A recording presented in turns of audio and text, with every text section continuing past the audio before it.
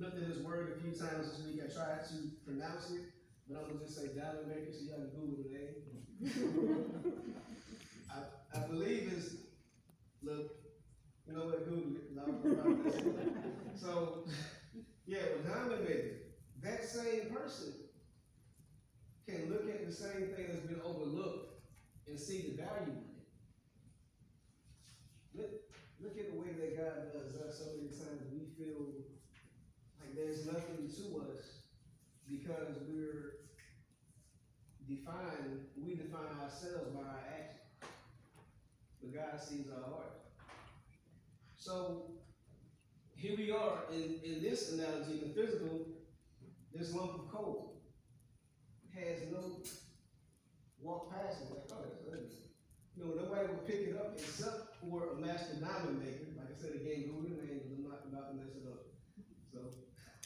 So, in that diamond maker, you would say that it takes that lump of coal and it purges it, the impurities. Could you imagine the pain that coal is going through in the process of being formed into a diamond? Well, this pain is necessary for its growth. And only in the eyes and in the hands of a master diamond maker, so to speak, can it be made beautiful and be purged. And then it's on display for everybody to spend their money on. So let me ask you something. How many times have you felt broken, damaged, unwanted, not even worthy of forgiveness? Maybe at some point in your life, maybe you're there right now, I don't know. But I'm here tonight to reassure you that no matter how downtrodden you may feel, in the hands of the potter, we may be mere clay, but in his hands, he can make us new again. Isn't that a beautiful feeling? To know that even with clay, see, clay makes you dirty. You get in clay, that's in your clothes all day. You come and throw those out, unless you got a good washing machine or something. But even still, there's still the stain gonna be there. The clay affects you, you don't affect the clay. But in the hands of a potter, the potter affects the clay. Now, there's a few verses and there's a few scriptures in the Bible that references the potter and the clay. I want to give you a few of them, and I want to focus on just one scripture tonight to bring everything else in. The first one that I ran across is Isaiah 29:16. Another one is Isaiah 64:8. And even in Romans chapter 9, it mentions the potter and the clay. But I want to look at Jeremiah 18:1 and a few of the following verses. And it reads, the word which came to Jeremiah from the Lord, saying, arise and go down to the potter's house, and there I will cause thee to hear my word. Then I went down to the potter's house, and behold, he wrought a work on the wheel, and the vessel that he made of clay was marred in the hands of the potter. But listen to this part. Guess what he did?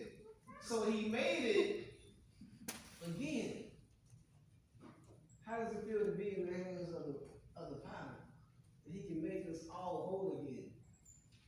And another vessel, as seemed good to the potter to make it. Then the word of the Lord came to me, saying, O house of Israel, cannot I do with you as this potter, saith the Lord?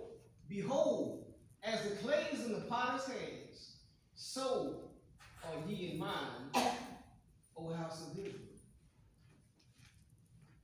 Now, I don't know where you're at in your life right now, but just to know that we are the clay that is in the potter's hands to make us all feel better and relifted and rejuvenated time after time after time. Because when we feel like we're at our weakest point, we're broken, that's when God can fix us.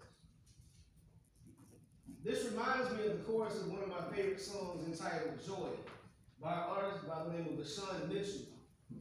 And Some of the chorus says this. There's beauty in my brokenness. I have true love instead of pain.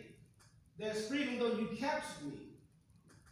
I got joy instead of mourning. So too does God, who is our potter, takes us broken, battered, damaged, purges us into something far greater than you and I could ever possibly imagine. But we are only transformed, not by ourselves, but in the hand of the potter. And again, I want to say that the potter wants to put you back together again. And I know that's another song, but it's so valuable in our life right now when you think about it, because he said the clay was marred in his hand, so he made it again.